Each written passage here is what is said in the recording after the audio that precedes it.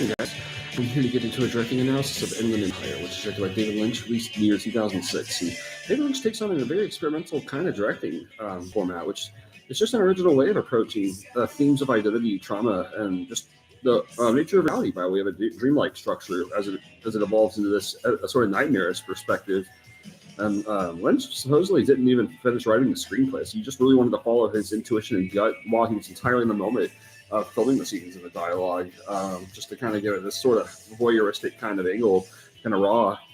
And it was Lynch's only project to really be directed on digital video, which gives it a distinctively messy kind of feeling about it, which supposedly opened up all kinds of freedom and personal expressionism. Like I certainly had to see this a few times to understand it, but now it's one of my absolute favorite Lynch projects for that extent of rawness. And it's like he's getting across his own language of what he's always wanted to do. I think more intense than ever with this film, and it's just supposedly involved about every aspect.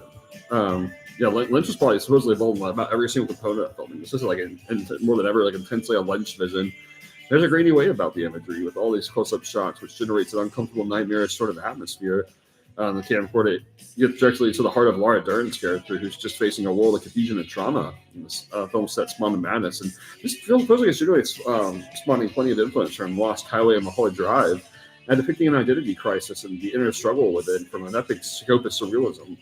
As Lynch largely wanted this one to be felt rather than a perfect one, which makes it a force entirely of its own. And it's always difficult to tell where it's what's apart from what's real and what's going on in the character's figment of the character's imagination.